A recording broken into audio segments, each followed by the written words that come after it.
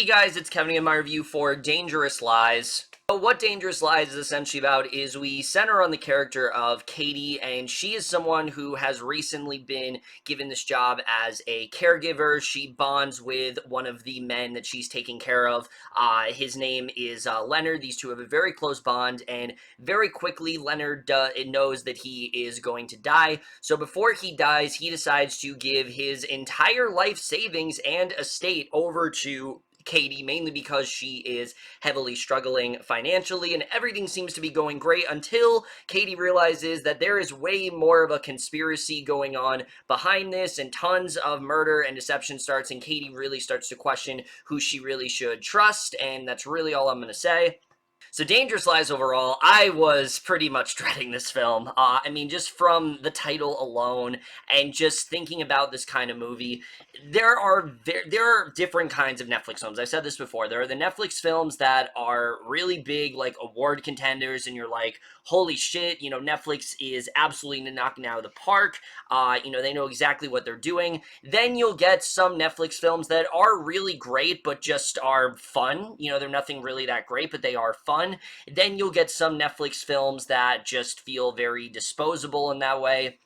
And then you have films like this, where legitimately it feels like nobody would pick this up except for Netflix because they feel like rejected Lifetime movies. We've had, like, Secret Obsession, we've had films like that, and Dangerous Lies seemed like it was going to be another one of those kinds of films, and that's exactly what it is. I mean, I will say this.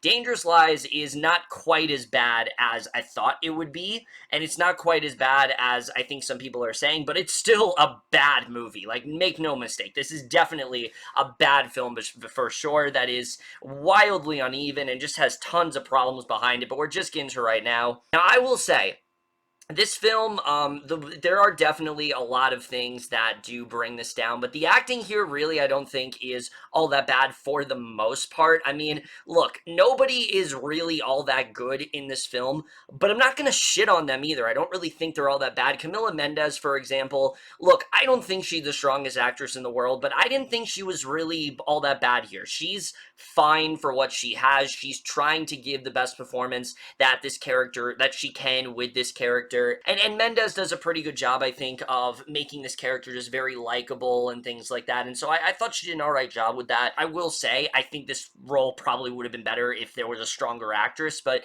I don't really think Camila Mendes was that bad here, and neither was Jessie T. Usher. I actually thought he was doing an alright job here as well. He plays her husband in the movie, and he's probably the most compelling character out of everyone in this film, and so I thought that he was definitely doing a good job. Where his character ends up going was not necessarily what I was expecting, and that's something that I did overall enjoy. And I did think these two did have decent chemistry, so they carry the movie all right.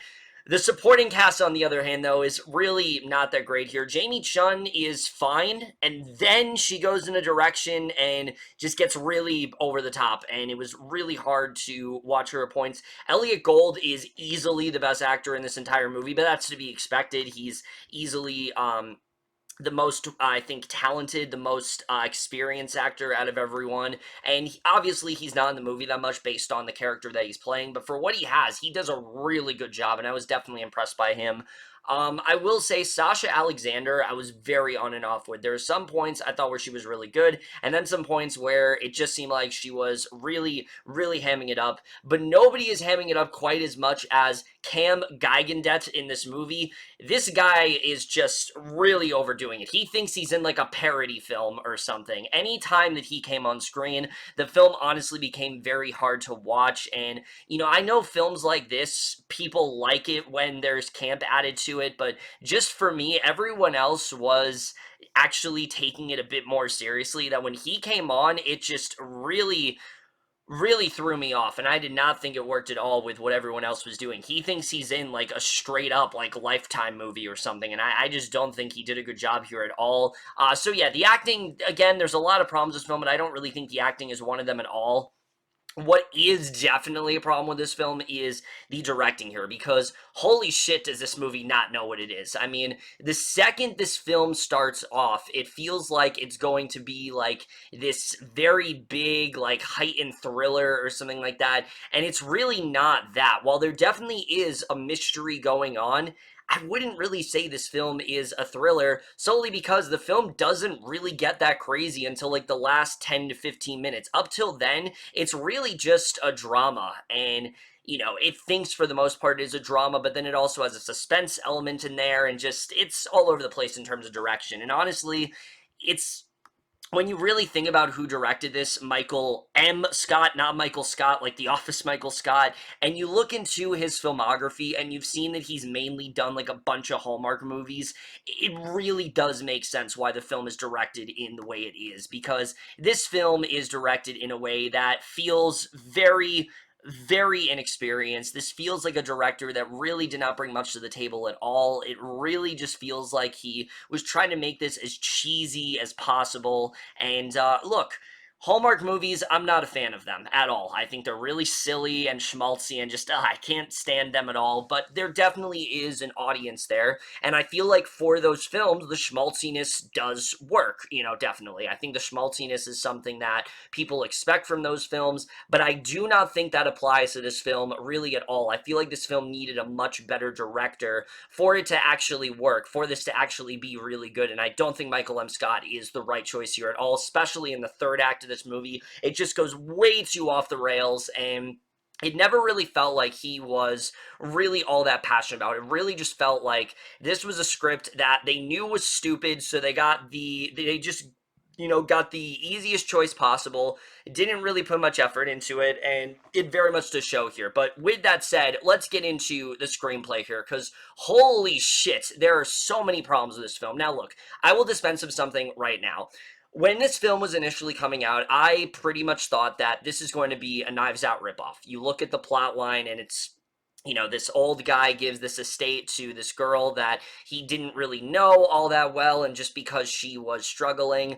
And I will say this right now, while there's a lot of problems with this film, it is not a Knives Out ripoff. It goes in a completely different direction than that. That is the least of this film's problems. That is definitely not the issue at all. The issue at hand is that the screenplay to this film is generally really fucking stupid. That's the best way to really sum it up. There also just isn't that much of a story going on. After Katie and Andy get this house, it takes a long time for anything interesting to really happen. We hear about some suspects that are, around and want this money from them and things like that. But it takes a long time for anything to really get all that interesting in terms of plotting. So you find yourself relentlessly bored throughout this film, and I personally also found myself very bored throughout it. There were so many scenes where I just was so uninterested in what was going on, and I just felt the script was so bare bones in that way, mainly because they don't give you any time to care about anyone in this movie. There's really nothing to Katie as a character other than she used to be a waitress and now she's a caregiver because of some incident that happened, which, early on in the film, there's like this huge like shootout that happens at a restaurant or whatever, and so you can kind of connect the dots that she was fired, that, she quit that job and now she's a caregiver and she's not doing that well financially, and then her husband is just a nice guy who seems to have a little bit more to him than meets the eye, and that's really it. And I don't think that, and there's, this detective that is trying to handle the case, and again, there's not a lot going on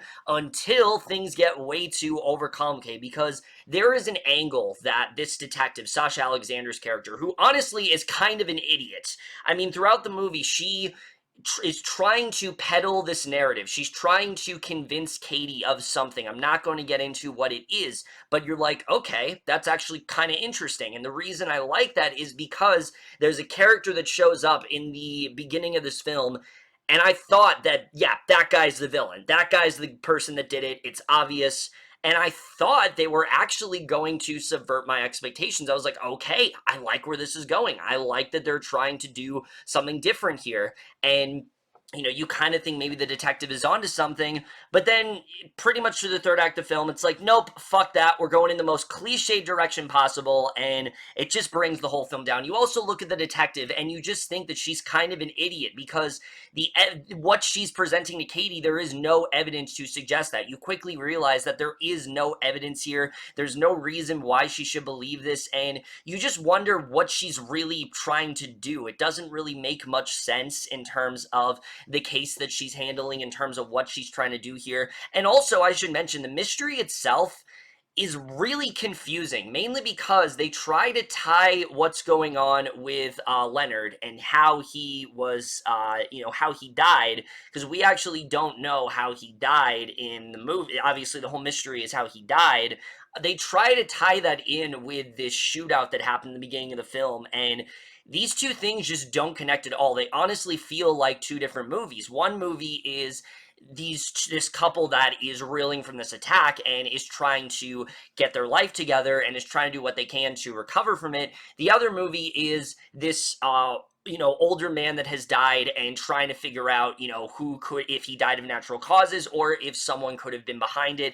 Those two films just do not connect at all. The film seems to think it does, and it really just does not work, especially because once that attack happens, they do not reference it for a long time. At first they are, but once they purchase the house, it goes in a completely different direction, and then they try to come back to it, and it's just really confusing the way that they go about it. But like I said, it's also one of those Netflix films where nothing really happens in terms of plotting in this film. It's a lot of just setup. And look, I have no problem with setup, but I need more than just setup. I need character. I need plot lines. I need genuine intrigue. And there's none of that in this movie, mainly because the case is just so bare bones. It honestly feels like something I'd watch on a procedural show. It makes sense why Sasha Alexander was on like Rizzoli and Isles, because that's, the exact kind of show that this plot is made for. It feels like something that would be in like a 40-minute episode of television. It does not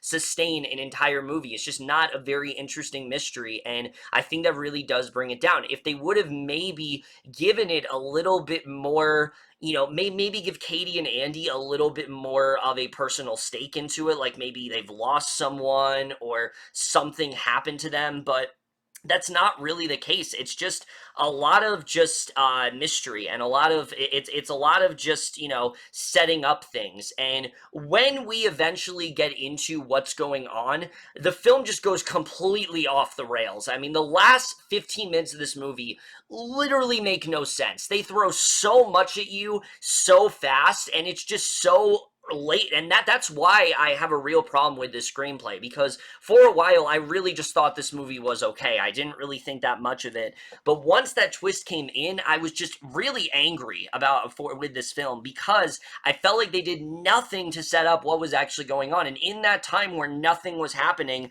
they could have done a much better job of planting these seeds, showing how this scenario could have played out, showing what was going on. What was the whole point of setting up this thing if that wasn't actually what's going on? It didn't make any sense to me. And again, I feel like from the moments that you're introduced to some of these characters, it's pretty obvious to tell what is going on. They think it's this big shocking thing, and it's really not. The problem is, none of it really makes a lot of sense, because this is another one of those films where there's like two twists. The first one is obvious, but the second one is less obvious and doesn't make any sense to me, and they take no time to really explain it, so it's like, why should I even care? It's one of those films, and it really pisses me off when they do that. That definitely severely brings down the film, and it's definitely the worst thing about it for sure. And also Katie as a character. I said before that Camila Mendes definitely makes her likable, and there is definitely likability to her, but there also, is a point where you're just kind of sitting there like, do you actually believe this bullshit? Why do you believe this is going on? It feels like Katie is so gullible. You could tell her any angle that you had, and she would just instantly believe it, and it just doesn't make any sense. It makes her character look really stupid, and it makes her look like she's kind of an idiot, and it makes it hard to really, jive with her throughout the film. You want to relate to her, you want to care about her, but when she's doing these stupid things that truly don't make any sense whatsoever, and there is no evidence to it, you're just kind of sitting there like, why are you believing this? Why are you this stupid? It didn't make any sense to me, and I think that definitely did bring this film down for sure. So yeah, the screenplay here is just an absolute mess. There's so many things that just don't work here at all. The cinematography is fine. I will say the opening scene involving the shootout is actually really well filmed. It's generally intense. It's generally has some really good like lighting to it and some really good camera movement, and I was impressed by that. But the rest of the film is just kind of standard in terms of cinematography. A lot of it looks like a TV movie in that way. The score is fine as well, not really much to say there. And the editing, this film is definitely way too short. There needed to be a lot more time to develop what was going on, and especially, like I said, once you get to the hour mark, it's one of those things where you're just kind of waiting for something to happen, and I really do feel that if they would have spent that first hour setting things up and then have everything just go, just set everything loose in that second hour, I feel like this film would be a lot more compelling. I feel like it'd be a lot kinder to it, but because everything is so dragged out and then everything is so rushed as a result, that's what really does bring this entire film down.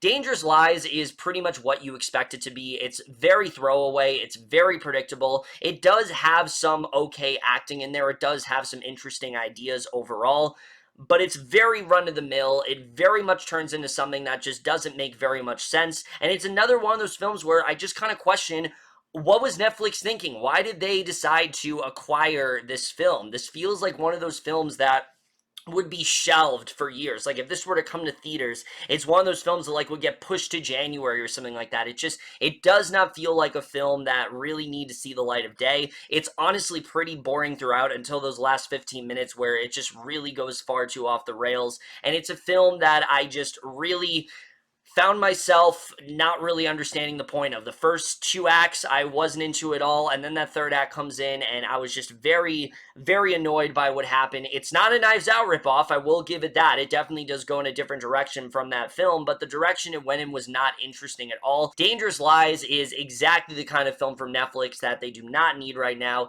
It's definitely not worth your time at all, and I'm definitely going to give Dangerous Lies a D+. So yeah, not the greatest start to the summer season. Definitely not the greatest start, but there are some other Netflix films coming out that I am generally looking forward to. There's one I'll be talking about soon that I've actually heard really good things about, so hopefully that is the case, but I guess we'll have to see. But either way, guys, in my review of Dangerous Lies, most guys saw this movie overall, left your thoughts, and we'll see you guys in my next video, and we'll see you guys for that. Okay, bye.